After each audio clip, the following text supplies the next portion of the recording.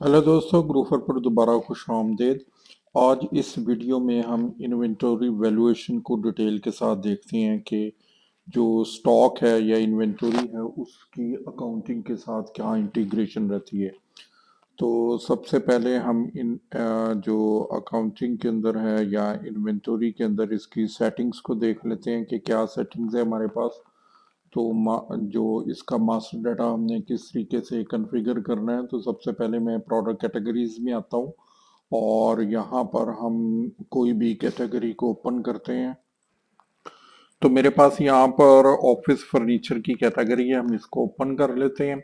इसमें already 46 products हैं और यहाँ पर जो हमारे पास कॉस्टिंग मेथड है वो स्टैंडर्ड प्राइस आ रहा है। तो यहाँ पर first in first out FIFO method और हमारे पास जो एवरेज कॉस्टिंग मेथड है और ये डिफरेंट प्राइसिंग मेथड है। अब इसके अंदर अगर हम प्रोडक्ट को ओपन करते हैं तो यहाँ पर लेट्स से मेरे पास कैबिनेट विद डोर हमारे पास एक प्रोडक्ट है और इसकी जो कॉस्टिंग है ये 120.50, चूंकि ये फर्नीचर कैटेगरी में आ रहा है और इसकी स्टैंडर्ड प्राइसिंग है। तो यहाँ पर ये इस वक्त मेरे पास स्टैंडर्ड प्राइस आ रहा है। ये मैंने इसका हेल्प टेक्स्ट के ऊपर आइकॉन कर्सर लेकर गया हूँ, तो यहाँ पर ये मेरे पास फील्ड का नाम भी आ रहा है स्टैंडर्ड प्राइस। तो ये स्टैंडर्ड प्राइस 120.50 यहाँ पर इससे ये वैल्यूएशन करेगा। तो अभी हम एक डॉक्यूमेंट को पोस्ट करते हैं। मैं यहाँ पर डायरेक्टली डॉक्यूमेंट को किसी भी डॉक्यूमेंट को पोस्ट कर देता हूँ।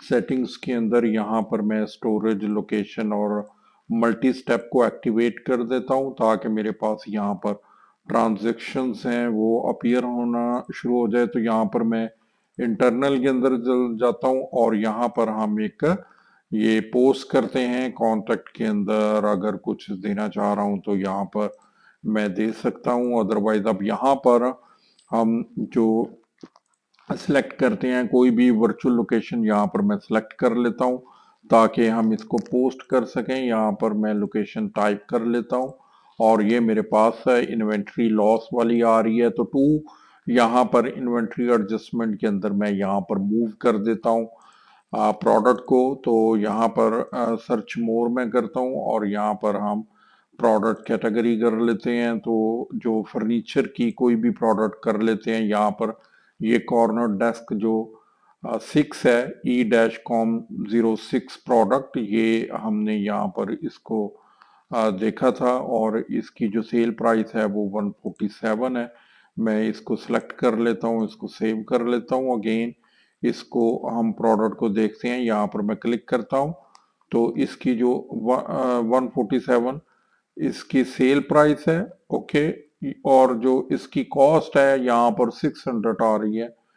ये डमी डेटाबेस है, अजीब सी प्राइस यहाँ पर आ रही है। प्राइस इसकी हाई है और सेल प्राइस इसकी कम है। नॉर्मली कॉस्ट इसकी कम होनी चाहिए और सेल प्राइस हायर होनी चाहिए।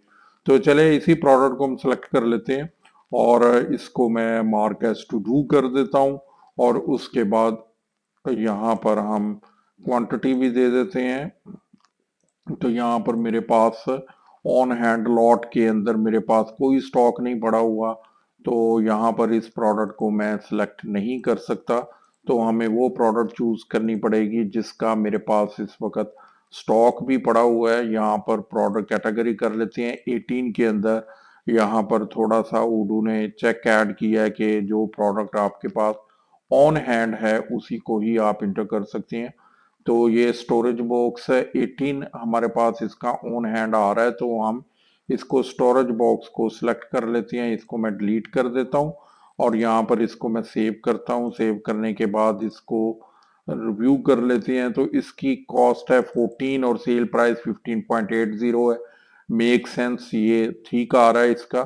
तो मैं वापस जाता हूँ और यहाँ पर हम एक क्वांटिटी लिख देते हैं। मैं इसको सेव कर देता हूँ। सेव करने के बाद इसको वैलिडेट कर देते हैं।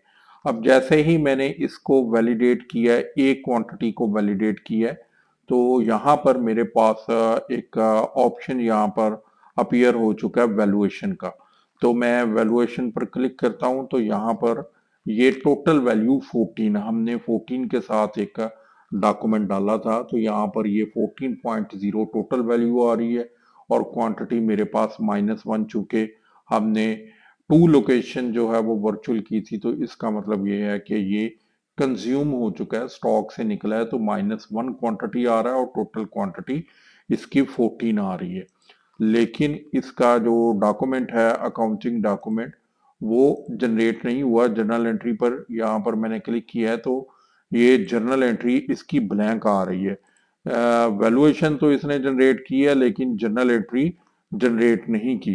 तो अगर जर्नल एंट्री जनरेट नहीं की तो इस केस में हमें जो मैनुअल मंथ एंड पर मैनुअल इसकी वैल्यूएशन को हमें पोस्ट करना है। तो हमारे पास यहाँ पर जो वैल्यूएशन तो इसकी जनरेट हुई है लेकिन अकाउंटिंग एंट्री जनरेट नहीं हुई। बाय डिफॉल्ट उडू मेंटेन करता है, जो पीरियोडिक अकाउंटिंग को, पीरियोडिक वैल्यूएशन को मेंटेन करता है, एक्टिवेट करता है। इसकी real time inventory valuation activate नहीं होती। तो रियल टाइम एक्टिवेशन का मतलब ये है कि जैसे ही हम ट्रांजैक्शन करेंगे तो वैल्यूएशन जनरेट होने के साथ साथ हमारे पास यहाँ पर जर्नल एंट्री भी जनरेट हो जाएगी, जो कि अभी हमारे पास जनरेट नहीं हुई। तो पीरियोडिक वैल्यूएशन के अंदर हमारे पास यहाँ पर वैल्यूएशन तो जनरेट होगी, लेकिन उसके अंदर अकाउंटिंग एंट्रीज मंथ एंड पर या पीरियड एंड पर जो अकाउंटिंग पर्सन हैं वो इसको मैनुअली पोस्ट करेंगे। तो अभी हम रियल टाइम वैल्यूएशन उसको एक्टिवेट करते हैं, उसको देखते हैं कि जो कम्युनिटी एडिशन है उसके अंदर कैसे एक्टिवेट कर सकते हैं। तो यहाँ पर मैं दूसरी विंडो में आ जाता हूँ और यहाँ पर मैं सेटिंग्स में अगेन जाता हूँ और यहाँ पर मैं ग्रुप्स के अंदर आ जाता हूँ और यहाँ पर मैं स्टॉक लिख देता हूँ। तो ये मेरे पास एक टेक्निकल स्टॉक अकाउंटिंग ऑटोमेटिक का ग्रुप है। तो यहाँ पर मैं जो एडमिन है इसको ऐड कर देता हूँ, इसको सिंपली सेव कर देता हूँ और उसके बाद हम इस पेज को मैं रिफ्रेश कर देता हूँ।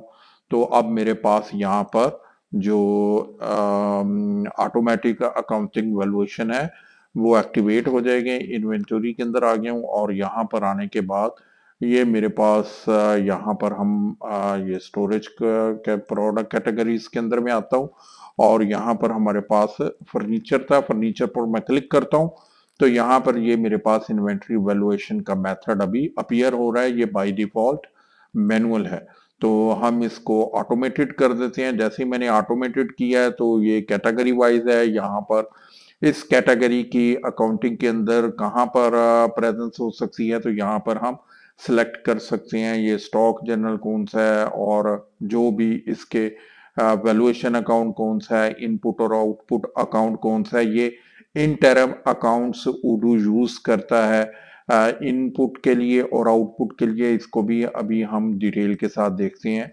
तो मैं इसको सेव कर देता हूँ। सेव करने के बाद यहाँ पर हम वापस आते हैं इंटरनल ऑपरेशंस के अंदर और यहाँ पर एक और डॉक्यूमेंट मैं क्रिएट करता हूँ। ये प्रीवियसली मैंने स्टोरेज बॉक्स का डॉक्यूमेंट क्रिएट किया था, तो यहाँ पर मैं इसको डुप्लीकेट कर देता हूँ। डुप्लीकेट करने के बाद यहाँ पर अब हम क्वांटिटी भी 2 इसकी कर देते हैं और इसको मैं सेव कर देता हूँ। सेव करने के बाद हम इसको वैलिडेट कर देते हैं। तो ये मैंने वैलिडेट कर दिया। अब मैं वैल्यूएशन के अंदर आता हूँ और अब यहाँ पर जर्नल एंट्री के अंदर एक अकाउंटिंग एंट्री भी जनरेट हो चुकी है। यहाँ पर टोटल वैल्यू 28 आ रहा है और क्वांटिटी 2 आ रहा है। ये टोटल वैल्यू 28 है और इसमें ये जर्नल एंट्री इसने जनरेट कर दिया है। हम इस जर्नल एंट्री को ओपन करते हैं। यहाँ पर जो जर्नल एंट्री यहाँ से एडिशनल इन्फो में यहाँ पर अगर मेरे पास आ रही है, ओके, स्टॉक वैल्यूएशन की, ये यहाँ पर मैंने क्लिक करता हूँ तो अब मेरे ख्याल से ये जर्नल एंट्री यहाँ पर ओपन हो चुकी है। स्टॉक वैल्यूएशन अकाउंट उसको क्रेडिट कर दिया है और जो स्टॉक इंटरम अकाउंट डिलीवर था वो मेरे पास यहाँ पर 2814 इसकी स्टैंडर्ड प्राइस के ऊपर था, स्टोरेज बॉक्स स्टैंडर्ड प्राइस के ऊपर था। तो यहाँ से उसने उसको जो क्रेडिट कर दिया है और डिलीवर्ड को डेबिट कर दिया है। तो ये हमारे पास उडू के अंदर जो डिफरेंट वैल्यूएशन मेथड है, मैनुअल है और ऑटोमेटिक है, इन दो मेथड्स को यूज करते हुए हम उर्दू में अकाउंटिंग वैल्यूएशंस को क्रिएट कर सकते हैं। अगले वीडियो के अंदर मैं डिटेल के साथ जो इसकी प्राइसिंग किस तरीके से काम करती है, एवरेज प्राइसिंग के साथ वैल्यूएशन कैसे रहती है, प्रोडक्शन के साथ वैल्यूएशन कैसे रहती है, और उसके बाद जो स्टैंडर्ड के साथ कैसे रहती है, तो डिटेल के साथ हम डिस्कस करेंगे। Thank you.